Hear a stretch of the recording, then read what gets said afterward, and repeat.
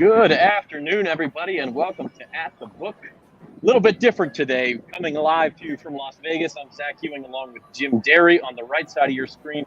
We are here outside Caesars Palace where the NFL Draft is just about 3 hours away from beginning.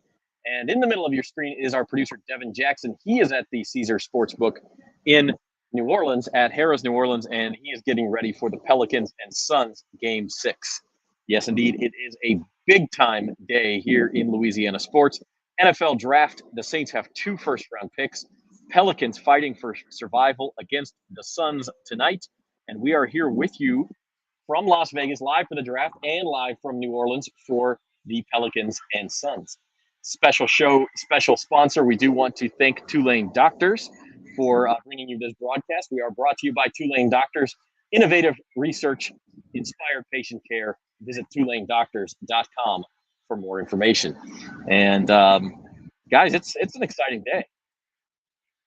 It sure is, and I'm just glad that we finally made it after all that traveling yesterday. It was a fun day, but looking forward to today. It should be interesting.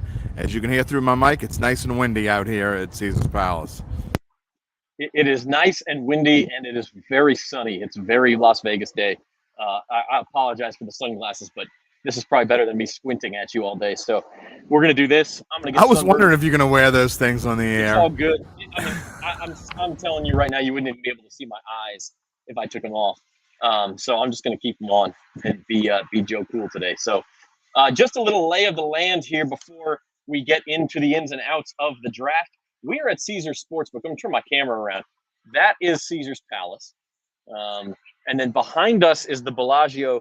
Across the street there is where the NFL Draft red carpet experience is coming. And then on the other side, we pan you around, that's the Las Vegas Strip. And then you see the Flamingo kind of between the columns there. There's Jim. And the NFL Draft Theater is actually behind the Flamingo. So it's sort of this entire area here set up in Las Vegas for the draft. Lots of NFL fans around, including lots of Saints fans. We may even talk to a few if they come by. It is definitely a pretty cool deal. And also, besides the Saints, we also have just a little bit of a chance of a real high LSU draft pick. In fact, a very good chance of a real high NFL draft pick. Bring up the odds. Here are your odds to be the number 1 pick in this year's draft. Travon Walker of Georgia has become the big favorite at minus 450. And then we see some movement today. Ike Ekwonu is now number 2 in line behind Aiden Hutchinson. And we'll get to more on that here in a minute. But what I want to get to is Derek Stingley. If you look at this, if we assume Travon Walker is going to go number 1 tonight, Aiden Hutchinson and Kayvon Thibodeau of Oregon are heavy favorites to be the number 2 pick. Look who is suddenly the favorite to be the number 3 pick, guys. It's Derek Stingley.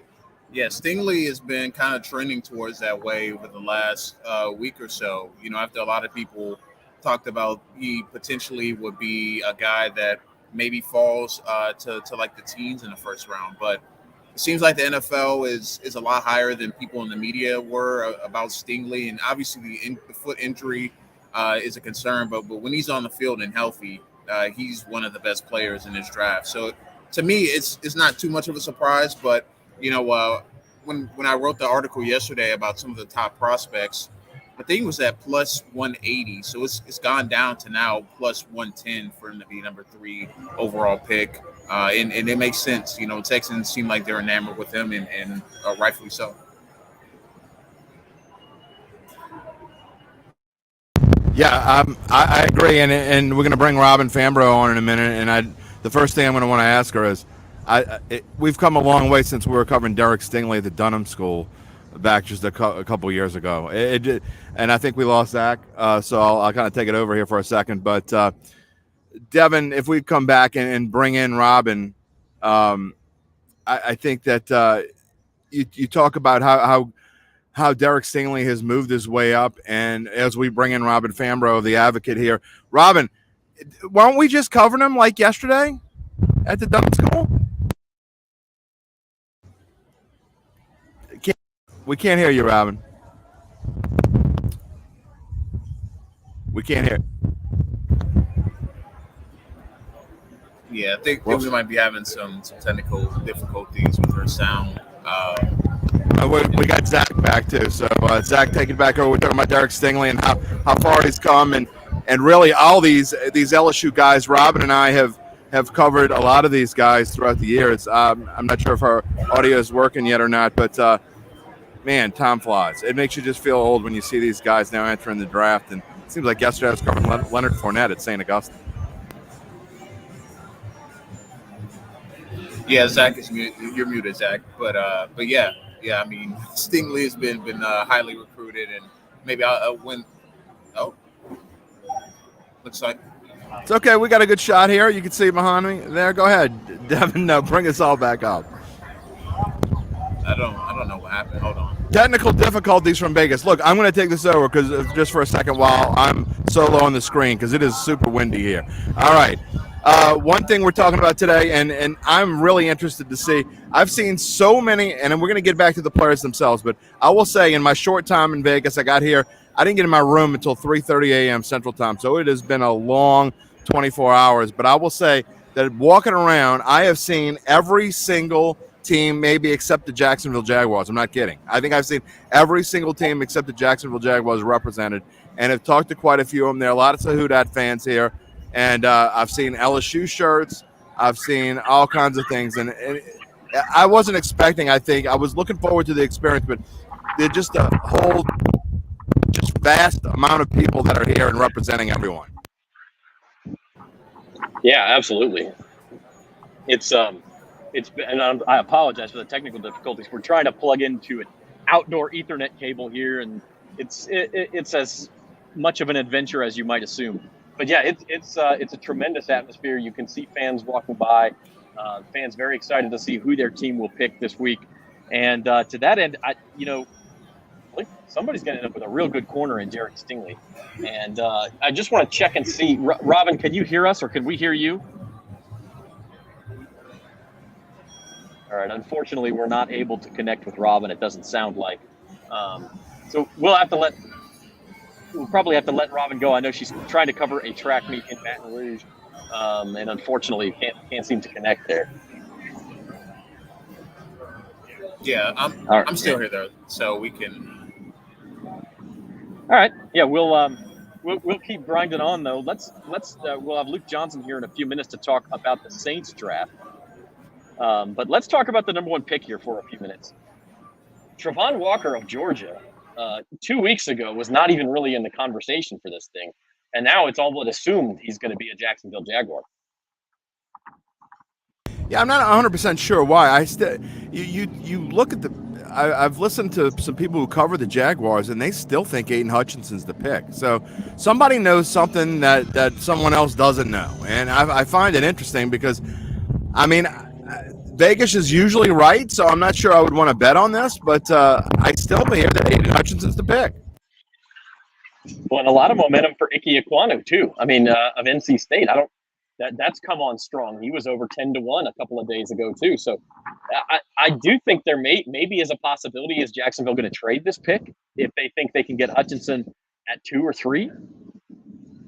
I think that's probably a more likely scenario. Go ahead, Devin. But I agree. I think that's a more likely scenario. Yeah, I mean, I could see them trading out at 1, but to me, I think they kind of eliminated drafting a tackle yesterday by extending Cam Robinson. So to me, I think that move there probably takes Evan Neal and Ike Ekwonu out of the equation. Now, Hutchinson or Walker, I mean, it's a difficult one because, you know, Hutchinson was one of the most dominant edge rushers in college football this year. But Travon Walker, his testing and athletic ability and kind of upside is the reason a lot of teams are clamoring for him. So I think for the Jaguars, they have a tough decision because you could get a player that is ready right now to make an impact or a Travon Walker that can impact the run game, but he's not the caliber of pass rusher that Kayvon Thibodeau or Aiden Hutchinson is. So I think for them specifically, I still have a feeling they'll probably go Travon Walker, even though that probably shouldn't be the pick, which will probably make the Lions take Aiden Hutchinson. But I don't think they can go wrong either way because they need good football players on the team, and both of them are high caliber football players. You're telling me Jacksonville's going to do something they shouldn't do in the draft? I mean, they hired a coach they shouldn't have hired. So That is very true. That is very true. Now, We we'll bring saw how these long back that up. lasted. Yeah, Aiden Hutchinson, again, if he's not going to be the number 1 pick, it sure looks like he's going to end up going number 2 to the Detroit Lions. And then that would leave number 3, the Jets. They take Derek Stingley. Do we see Aiden Hutchinson fall that far? Is it Ekwonu? That's really where this draft gets real interesting for me, is at number 3. yeah, they Yeah, and I agree. And I'm sorry, Devin, we had trouble with our mock draft the other day. I think even Devin, before we got, and I had the 3rd pick, and it was weird because it already didn't go the way that I thought it would go. So And let me correct myself real quick, Jim. I'm sorry. Houston is number 3. I said Jets. Jets are number 4. It is Houston at number 3.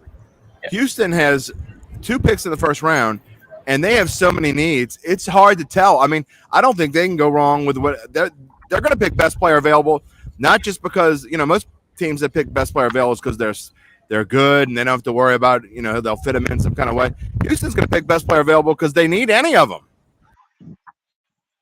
Yeah, they're all needs, right? Yeah, for Houston. I mean, and they pick again at 13, so they're going to have some interesting picks. Whether they pick Derek Stingley at 3, cornerback is certainly one of their needs. I'm just not sure that that's where you go that early in the draft. I think that's quite a reach. Don't get me wrong, I love Derek Stingley. I think he's a great player. I think he'll be a great player in the NFL. I just don't. I think that's kind of early for a cornerback. I think they'd be better served to go and pick probably an offensive line or something along that line.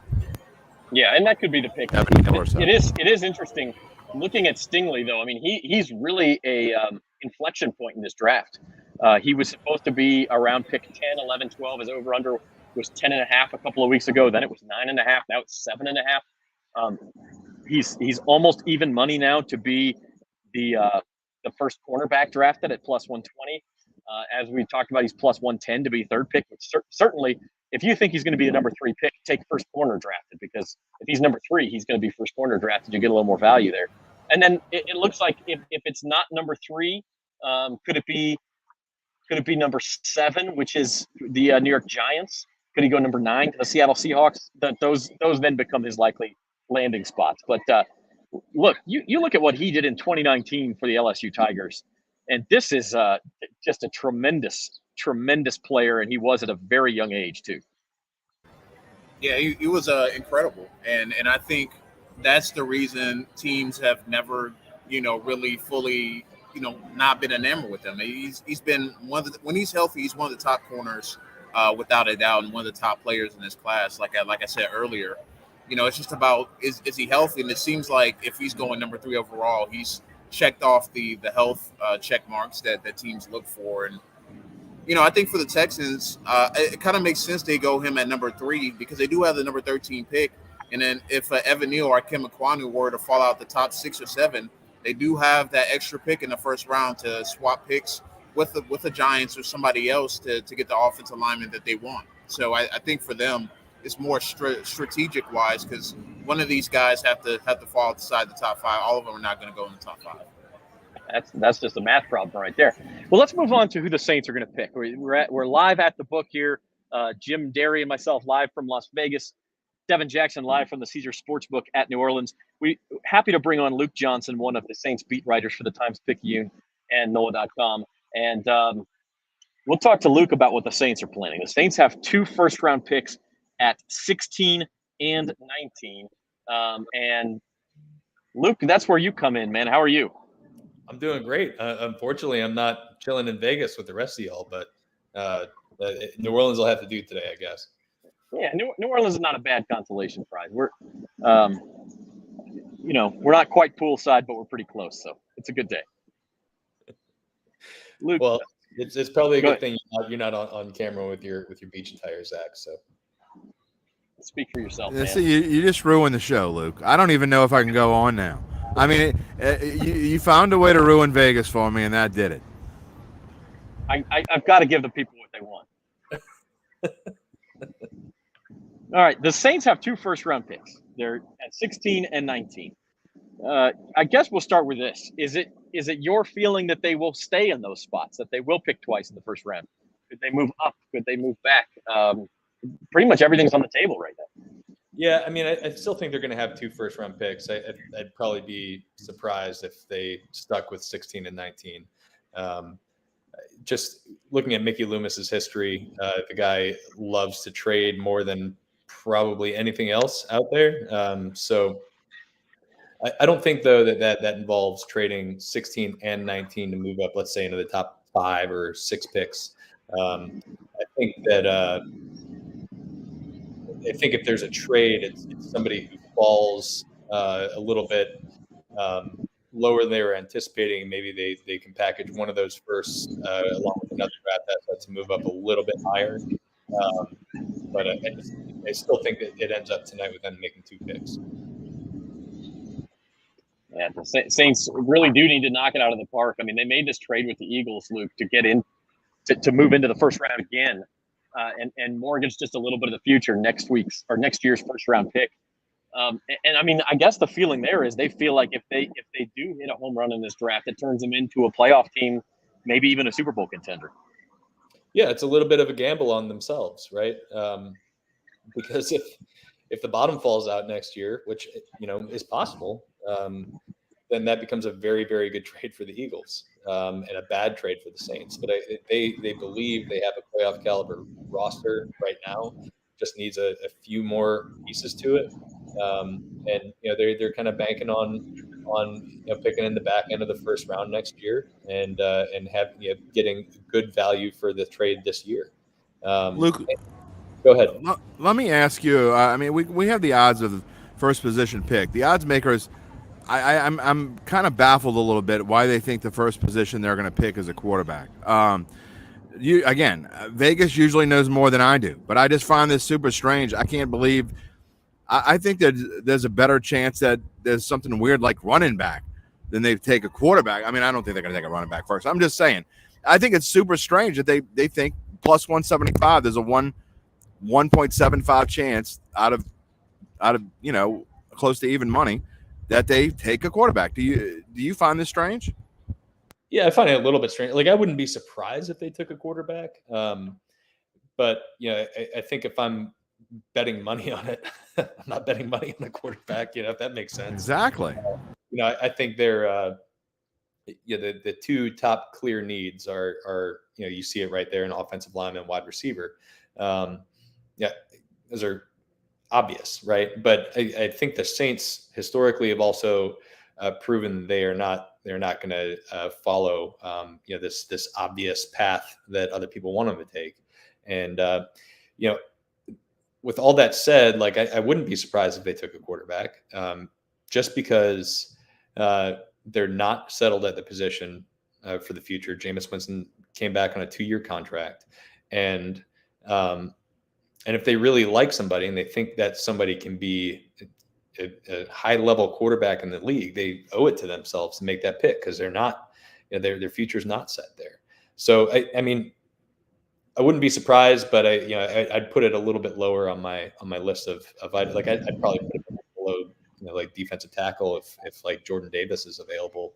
I think there's other areas where I would expect them to address first.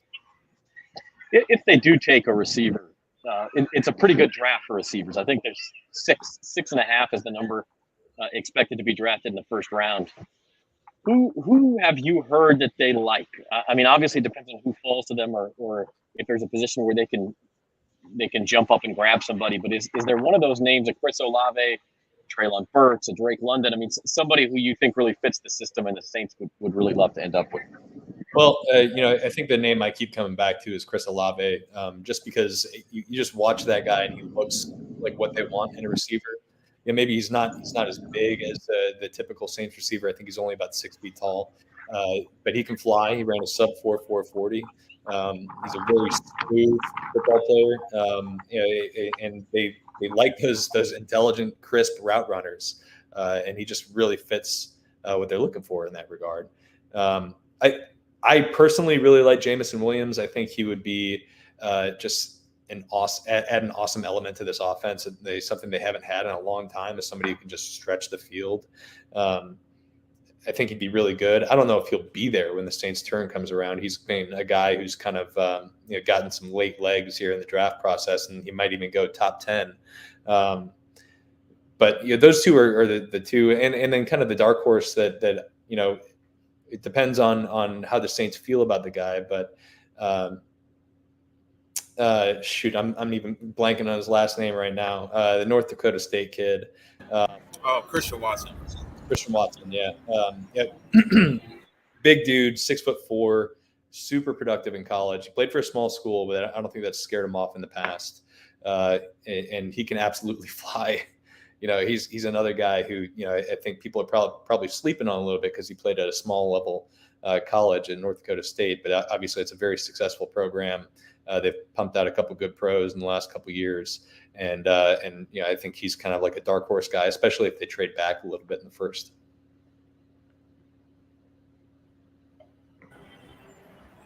Yeah, Luke, and obviously we talked about receivers and we talked about quarterback, but the offensive tackle group is a big group for the Saints to upgrade. Obviously, lost to Ron Armstead to free agency. Who do you think they may target? Obviously, there's been a lot of talk about Trevor Penning from Northern Iowa. And as of the last few days, there's been talking Evan Neal may slide a little bit. So could you see the Saints trading up to get one of those big tackles if they were to fall past like 5 or 6? Yeah, I mean, I could. Like if they do trade up, I think that's the move. Unless it's to get somebody like Notre Dame safety Kyle Hamilton. I think he's the other one I'm kind of keeping an eye on if he slides a little bit. But yeah, I think there's 3 just absolutely elite tackles in this class. It's Evan Neal, it's Ike Ekwonu, and it's Charles Cross from Mississippi State. And I think if any of those guys slips past the top 10, you might see the Saints get aggressive and try to make a move up. And I think that's going to be, it might be a little bit challenging. Mickey Loomis was talking yesterday about supply and demand when it comes to trading. And I think there's going to be a lot of demand for those kind of mid-round level picks, especially teams in the back end, like the Packers and the Chiefs, who might want to move up and get a receiver of their choice. I think it could be kind of a competitive market there for a team trying to trade up to like number 11 or 12 or 13.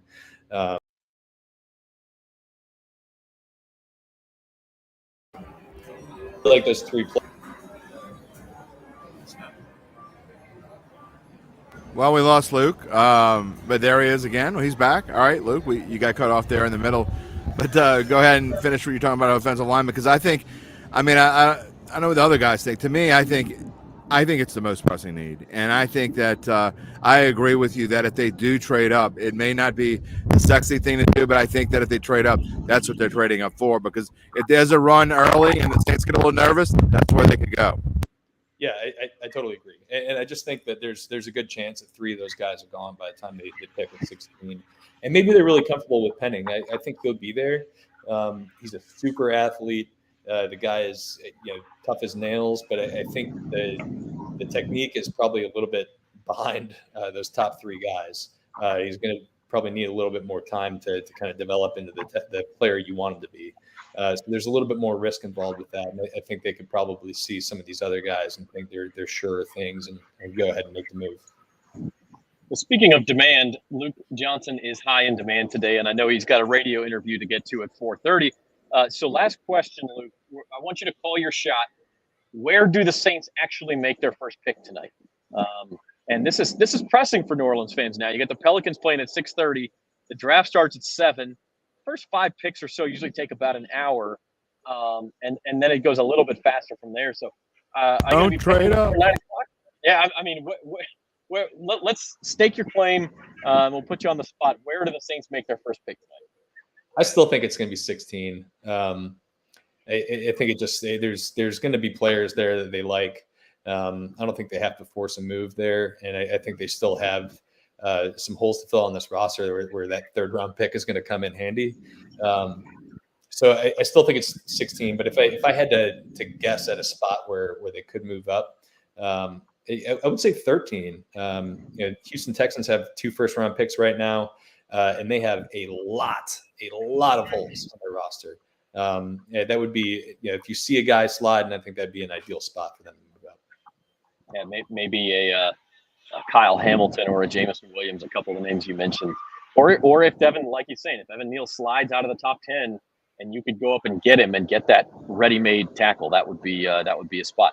So Luke, really, thanks for joining us. It's a pivotal night for the Saints franchise. It really is. Yeah. Hey, it's a great night to be in New Orleans. I'll tell you that.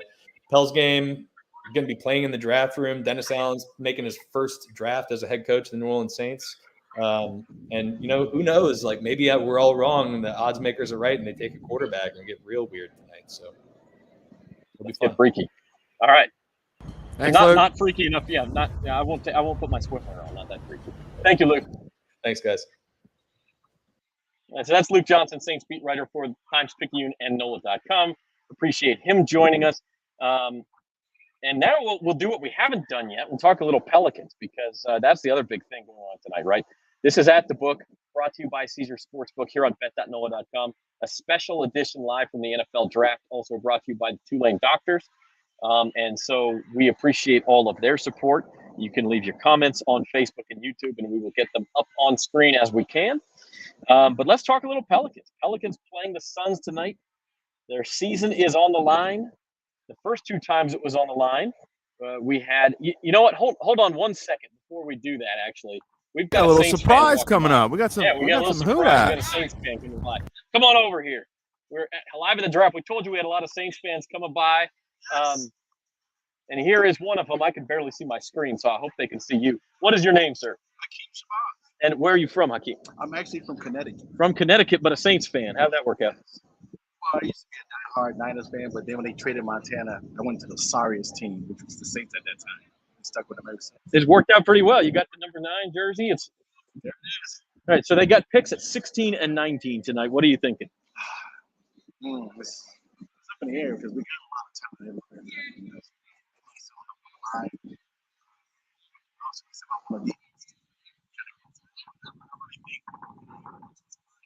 Did you know the odds makers say the most likely spot? We're having trouble hearing him, Zach. Zach, we're having trouble hearing him. I'll get closer. My mic's in my ear. So he says he's looking at offensive line, and I agree with that, Hakeem. Most of us do. But the odds makers say that the most likely position the Saints pick first is quarterback at plus 175. You know what? We can. I mean, if we get a good choice, we're always going to have a backup and see, because we're still young in there. We're still redeveloping our, the programs. That's what I look at it. We can go either way. How nervous are you about the future of the franchise? I'm not too nervous because we have consistency. We can go out and hire somebody who knows the program. So we'll be back. All right, Hakeem. Well, a Saints fan from Connecticut who was a Niners fan is now – this is Las Vegas, baby. This is perfect. Yeah, it's Las Vegas. Everybody said, why are you not a Raiders fan? Oh, boy. All right. Well, Hakeem, thanks for being here. Thanks for joining us, and enjoy the night, man. Anytime, and enjoy. All right, we'll do. That's Hakeem. He's walking through Las Vegas Caesars Palace with a Saints jersey on. Hopefully y'all can hear most of that. Likes the offensive line idea, but thinks quarterback's not crazy. Quarterback's crazy. I think it's crazy, too. I don't get it. Jameis Winston's a good quarterback. Andy Dalton's a good backup quarterback. And you have Taysom Hill to play in an emergency. What do you need a quarterback for? See, and that's part of the thing, too, Zach. I think that if you go out and get a backup like Andy Dalton, I don't think they have any plans at all on drafting a quarterback right now. And I know that people think that they saw one game from Ian Book and that he can't make – he's still going to be on the practice squad. I think they're still going to try to develop him and see what they have. I got to be honest. I don't think the Saints draft a quarterback anywhere in this draft. Not in the first round. Maybe if some kind of value comes late, maybe. But I would be really, really surprised if they draft a quarterback early. And they still have Ian Book floating around. I mean, look, his first start was a disaster. It wasn't really fair. But if you're looking at a quarterback in the future, they have him floating around too. That's the point. I mean, you still don't even know what you have yet, and people are poo-pooing on him because he played one game and it was terrible, and he didn't have any of his offensive linemen, and it was a COVID week, and he just started because he had to. And I'm not saying he's gonna be a starter one day or not. He may or may not be, but we don't know. And I think the Saints don't know, and I think they're willing to give him a chance because I think that he has the intangibles that could lead him to be good. The point is, you sign Jameis to a 2-year deal. You got Andy Dalton as a backup. You don't have a quarterback is not a need at all, and you're not going to use a first-round pick to do it. You can see how windy it is out here because my camera's shaking. But anyway, that was a nice little surprise. We had a Saints fan walking by, decided to get Hakeem on the show live here from Las Vegas. But let's pivot to the Pelicans real quick, and we're going to bring in Spencer the Guru Urquhart, who is in New Orleans for the big game. Pelicans 2-point underdogs tonight. This is the other big story in New Orleans sports. Spencer, how are you? Doing pretty good, Zach. Just here at the book with Devin. Just got some breaking news, though, if Pels fans probably won't be too pleased about. Okay, break it for us because we're out of the loop. Oh, yeah, it's Devin Booker. Devin Booker is going to return tonight, and as a result, the line is now 3.5 points in favor of Phoenix.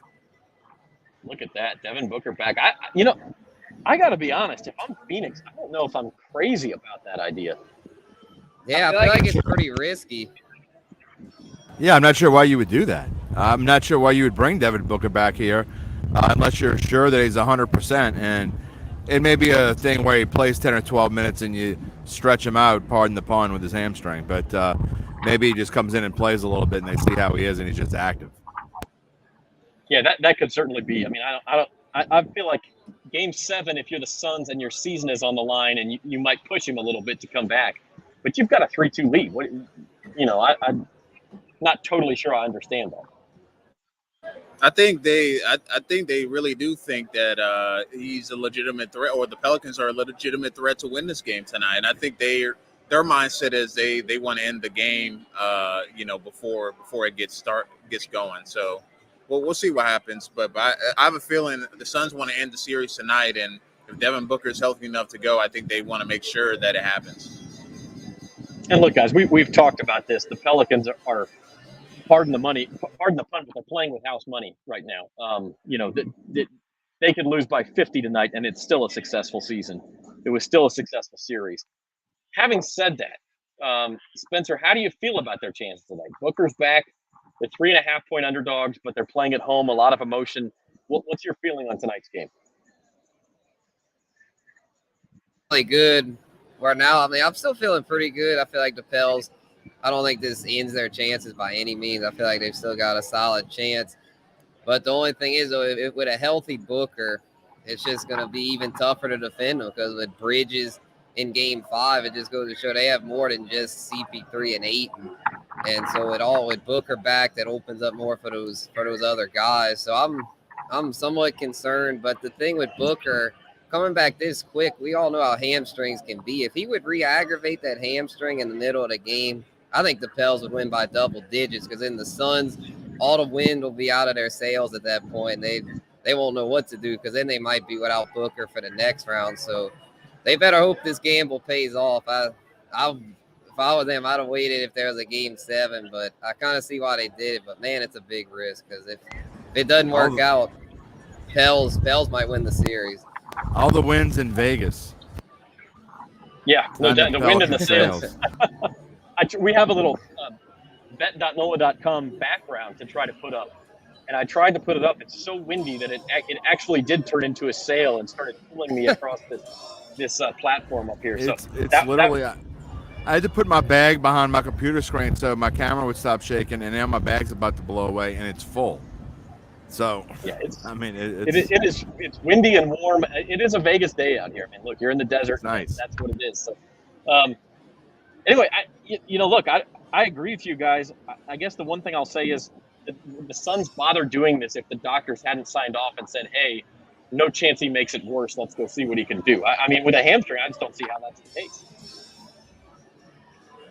Yeah, exactly. So, it could certainly happen. Yeah, because it's just like I said, if he would re-aggravate it, then it's just all the momentum shifts. But he must be pretty confident in it.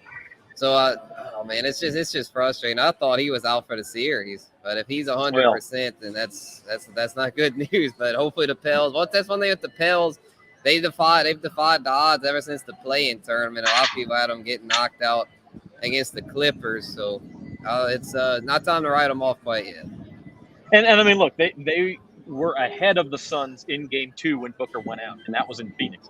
It's not impossible to beat them with Devin Booker. It's just a lot more difficult. The other games tonight are two other Game 6s, and it's 76ers at Raptors. The Sixers had a 3-0 lead in this series, and now are just slight favorites to avoid a Game 7, and I kind of like Toronto, guys.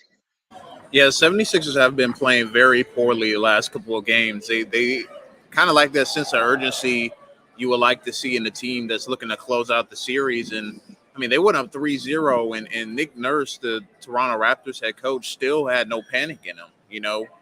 They said 3-0 has never been done before, but 3-1 has, and then they went out and won the next game too. So the 76ers have to close out this game because they're in danger of blowing this and making history in the wrong way, and it'll be another Doc Rivers-led team that once again blows a big series lead. And then the other Game 6 tonight in Utah, that's the late game. Dallas trying to close out that series. Game 6 is a pick, Jim. Yeah, I think Dallas is clearly the better team here. I mean, I don't know about the Sixers Raptors. I don't have the reason why I would probably take the Sixers if I had to is because it seems like now all the talking heads are jumping on the you were up 3-0 bandwagon and you could be the first team to blah blah blah. The Sixers are still going to win the series whether it's tonight or in Game 7. But the Mavericks I think are clearly better than the Jazz, and I think it'll show tonight. I like those at Pick'em, and then I picked. I mean, our fans aren't going to want to hear this, but I took the Suns before we left the house because we can't bet on our apps, and you can't bet on your phone in Vegas. So I made all my bets. Well, now you can, but you got to download a special app, and then you got to deposit money into it, and then you got to deposit money in cash. And you have to be at a physical sportsbook location to download the app. No. I actually did this. I downloaded the Caesars Sportsbook app in Nevada to see what it was like. That you had to be geo-fenced in a sportsbook and take a photo of yourself in the sportsbook so that they could see the sportsbook in the background before they would approve your data. I mean, the laws are crazy. They really are. So they don't mess around. You can bet anywhere. Yeah, they don't mess around. No, that much is true. And betting on the NFL draft, by the way, closed down here at 5:00 Vegas time yesterday, 24 hours before the draft. And draft betting's weird. We'll talk about that a little bit more to end the show. First off, NBA playoff series prices. These top 4 are the 4 first-round series left. The bottom one is the only second-round series that is set. The Celtics are favored over the Bucks in that one. It starts on Sunday. As you see, the Suns are now heavy favorites again over the Pels. Not as heavy as they were to start the series. And the 76ers Raptors, by the way, that one was, you could get the Raptors at 30-1 a week ago to win that series. Now it's 4-1. Yeah, all the series are pretty enough in to where I don't really see much value with any of the first rounders left. I do like the Celtics though over the Bucks in the next one. You know, they are favorite. I just feel like with Tatum and those guys, they're going to go to the finals. No, I agree, and I don't have to tell you guys that I've been all over the Celtics really since the regular season. The one piece of value I do kind of see here, and I'll let you guys laugh at me if you want, but Minnesota 5-1. I mean, I listen. I know John Morant. I know he's been clutch. I know that they've won some close games. The Timberwolves easily could have won the series 4-1 already. They have been in control of 4 to 5 games of the series. Who's to say they can't win at home tomorrow and then win Game 7 on time? I mean, at 5-1, it's worth the chance, I think. I think you're watching different series than I'm watching. I guess so, because are you telling me the Timberwolves have not been in control of 4 or 5 games? In control for how long? About 46 of 48 minutes. That's not what I saw. I mean, I guess we're not watching the same series then. And I mean, they seemed to be in control until about the middle of the third quarter in game 5 or 6, whatever, 5, I guess. Yeah, middle of the fourth quarter. You mean? I mean, it was they started coming back and they let it slip away again a little bit, and then the last 8 minutes of the fourth quarter, they just took over and ran away with it. So I mean, look, the Grizzlies are a streaky kind of team. Hence why, even though I like my odds at 40-1, which is what I bet them a couple months ago, I wouldn't even think about betting them now, because if they went on a run, they can win the NBA championship, but they could also lose to some stinky team too, is just as easy. But there's no questioning their talent. But it's funny because Ja Morant just sometimes, we saw 2 games ago, it's like he disappeared for about 2 quarters. So I don't know. I don't love the Grizzlies as much as I did a month or so ago, but I think they're way better than the Timberwolves. That's just my opinion. All right, Spencer, we're going to let you have the last say here. I know you got to get going and get over to the arena. It starts in less than 2 hours now, but what is the key for the Pelicans tonight? I mean, Devin Booker's back. That obviously changes the equation. Mikal Bridges was amazing in Game 5, won the game for Phoenix. The Suns' depth has really been a problem. So what do the Pelicans do in Game 6? Right, yeah, I would say they gotta be hot shooting the ball. You know, CJ and BI, they've got to be ready. You know, BI's got to stay tough. You know, can't have a re-injury as a pinky finger the last game. So hopefully he's over that and hitting those shots, because that's the key with Booker back. It's going to be, I think I would take the over tonight, because it's going to be, I feel like, a pretty high-scoring game there in the blender. And I hope the Pels have enough to do it, and hopefully then the rookies too. Hopefully the rookies can continue doing their thing on defense, man. Herb Jones and Jose Alvarado is so fun to watch. Absolutely, and we're going to pivot back to the draft here to finish up the show. And Spencer, before you go, your thoughts on that? Give us a surprise that could happen tonight. What's something that could happen in tonight's first round that maybe not a lot of people are talking about? Okay, yeah, surprise tonight. Yeah, something good, something spicy. Yeah, I'm thinking the Jets, the Debo thing could happen, or Debo gets traded to the Jets and the 49ers get one of those first-round picks. And what the Niners do there is kind of a mystery, because they don't really have any big needs. But I'm thinking if they do get there, with that 10th pick, I'm thinking that could be a good landing spot for Kyle Hamilton to slide into that other safety spot, because they haven't re-signed the dude Tart that dropped the interception in the playoff game there. So yeah, I'm thinking the Niners do it, then that they'll probably go DB with if they can get one of those top 10 picks from the Jets. Spencer's one of a kind. The dude Tart who dropped the interception. I love that. Yeah, Jaworski Tart, I think is his name. Right. But yeah, he's still a free agent. You gotta put a couple of extra little at the end. It's 2 T's, Dan. That's right. The dude Tart. The dude abides. Yeah. Well, Spencer, we appreciate it, and get over to the arena, man, and we will. Yep, will do. Y'all have fun at the draft. Zach's having some technical issues. I don't know if you can hear me or not, Zach, but you're lagging a little bit. Your audio just got chopped up a little bit too. Devin, I want to bring you in because as we're getting towards the end of the show here, we're going to have to make our way towards the red carpet and all that, or that way. I don't know where we're going. I'm following Zach. So, what do you think tonight? Saints draft. I mean, we talked about. I mean, there's all this stuff about quarterback and plus 175, and I just think it's kind of silly. What do you think?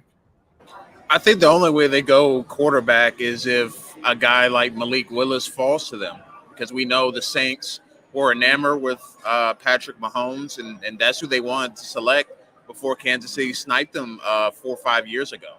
So I think for them, it's going to be kind of play it by ear, see what happens in the first 5 to 6 picks before I think they really lock in into what they want. But to me, I think the pick is go get a tackle if it's there. You know, if you can make a trade with like the Giants or the Panthers or someone in that like 6 to 9 range, you go up and get them, and then you get a receiver, because a receiver is going to be there at 19. It just depends on who you want. It may not be the receiver you wanted, like a Chris Olave or Jameson Williams, but there's a receiver of high caliber. And maybe they wait till the second or third round to go ahead and get a receiver. I don't think they have a second round pick this year, but maybe they wait till the third round to go get a receiver. But I think for them, the focus is getting a franchise left tackle and then worry about everything else after that. I agree wholeheartedly. And I think that and I agree with Luke, and I've heard a couple other people say, and I think that is the only way the Saints trade up. I think the only way they trade up is if, like you said, if somehow Evan Neal starts slipping a little bit and they can get a guy like that, or if they're afraid Trevor Penning's going to go. I think those are the two guys that obviously, and Charles Cross maybe, one of those three guys. If those three guys are within reach and you're scared, I mean, because you got to watch Dallas. Dallas could make a move too. And, if they make a move, they could be looking for a skill position player. But I think Jerry Jones, I think if they make a move, they're also looking for an offensive lineman. So the Saints will be kind of monitoring that a little bit as well. Yeah, I've heard reports that they're targeting either Tyler Smith or Trevor Penning in the first round. So that definitely makes sense. Maybe they trade up to 13 with Houston and try to get a Trevor Penning if all those big tackles are gone. So the Saints are going to have to play a little bit of chess tonight and try to get the guy they want, because there's a good chance if they weigh at 16 to 19, those guys are going to be gone. All right, did the Saints draft a quarterback at all tonight? No, I don't think so. I think we're going to see another team trade up for a quarterback. I think the Steelers are probably going to trade up in the top 10 to get Malik Willis because they just love him and they just want to get him. And maybe a team trades up for Kenny Pickett. But I don't see – if Malik Willis isn't there for the Saints at 16, I don't think they even think about getting a quarterback outside of him maybe.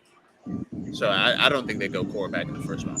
Who is the draft pick that falls this year? Every year you got a guy that's projected to go in the top 5 or 7, and he goes around 18 to 20. Who's that guy this year? Probably Kyle Hamilton. I would say he probably is the one the most likely to fall because the NFL just does not value safeties in the top 10 to 15 picks. I mean, we haven't seen one since Jamal Adams go in the top 5, top 10. So we've seen a guy like Derwin James. That worked out okay. Yeah, it did. Derwin James, he was the last one that was really talked about in the top 5 or top 10. He lasted all the way, I think, till 17 or 18 and went to the Chargers. So I think that Kyle Hamilton is probably the most likely one to fall. Him or Jermaine Johnson will be my 2 picks. Hey, can you guys hear me? We can, and your lips are actually moving with your words, and there's not all kinds of this mumbo jumbo going on around with your video. It's looking good. This show has been the Wild West in more ways than one, man. Look, Uncle Big Nick brings up a good point. You see, the problem is, Nick, what he doesn't tell you is before I got here last night, he was part of the live show that they had in Caesars last night with Amateur Risky Business Night. So he forgot to take them off. I mean, what happens in Vegas stays in Vegas. He's got his shades on, and there it is. All I have to say is that I get the shady spot tomorrow because this is brutal over here. I can't even see my screen. So, by the way, we will be back tomorrow at 4 o'clock for a live show before the second and third rounds of the draft. The Saints right now have a pick in the second round at number 49, have a pick in the third round, I believe, at number 98, just before the end of the third round. And so we'll see what happens with those. First, we got to see what happens tonight. Maybe they'll trade all of those picks. Maybe they'll have more picks tomorrow. They'll have at least one new player, I would think, probably 2 by the end of the night. Guys, same question I asked Spencer. Give me something crazy that happens tonight.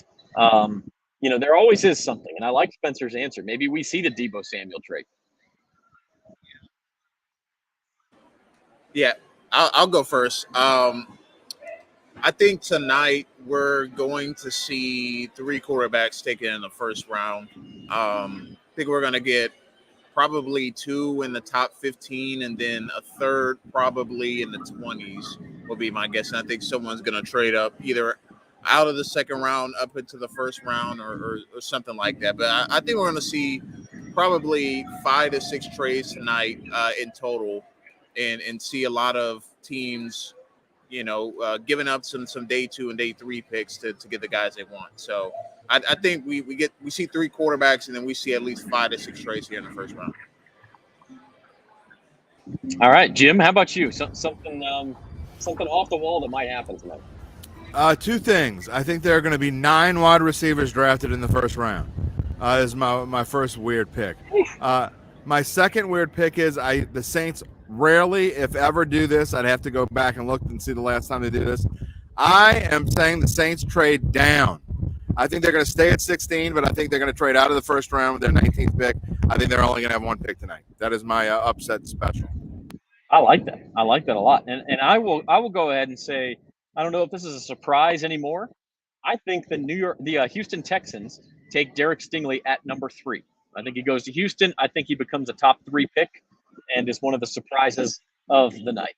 They're Houston, so who knows? That would be, I love Derek Stingley, but that would be a horrendous decision. But they are the Houston Texans, and that is absolutely possible. A lockdown corner is something every team could use, man. I'm not sure Derek Stingley's lockdown, but he's only played 2 years, and he's been banged up a lot over the course of 3 years, which would scare the bejesus out of me if I'm using my 3rd pick on someone like that. That is not a bad point. I mean, it would be risky, but that is my crazy prediction for something off the wall that happens tonight. It could happen. I'll tell you what we got going ahead. Spencer will be at the Smoothie King Center. Jim and I will be live at the draft. We're going to do a few more videos tonight. We're actually going to go live on the NOLA.com Facebook page and bet.NOLA.com Facebook page right around the time the Saints are supposed to pick. So now if they trade up, we're going to have to scramble. We'll get on as soon as we can. But otherwise, tune in right around the time we're at picks 14 or 15. We're going to take you live through the Saints 2 picks. We're going to talk about what could happen, what's happened so far, what trades they might be making, and then we're going to react live to whatever it is that the Saints do. So keep it locked on the NOLA.com Facebook page or the bet.NOLA.com Facebook page tonight. And then we'll be back here at 4 o'clock Central Time tomorrow to preview the 2nd and 3rd rounds of the draft. That is if I'm still alive. Wow. It's been that's crazy. Serious. Are you okay? Let's say I didn't get any sleep, been running around looking for shoes. I got here, it's just insane. And we haven't even got to the fun. We haven't even got to the fun part. I mean, there are women dressed up like flamingos. I don't know what's going on around here. I mean, it's crazy. It is Vegas. And we Vegas. are at the book, bet.NOLA.com live from Las Vegas. Hey, our NFL draft shows are brought to you by Tulane Doctors. Innovative research, inspired patient care. Visit TulaneDoctors.com for more information. Do yourself a favor. Take care of yourself and your loved ones, and make sure that you do that. Well, for Devin Jackson and Spencer the Guru Urquhart, they were live in New Orleans, and Jim Derry live here in Las Vegas with me. This has been At the Book for April 28th, a special edition live from Las Vegas. Again, we'll be with you live right around pick 14 or 15 tonight. Tune in to the NOLA.com Facebook page and the bet.NOLA.com Facebook page, and we will react live to the Saints' decisions with you. Until then, have a good day, everybody.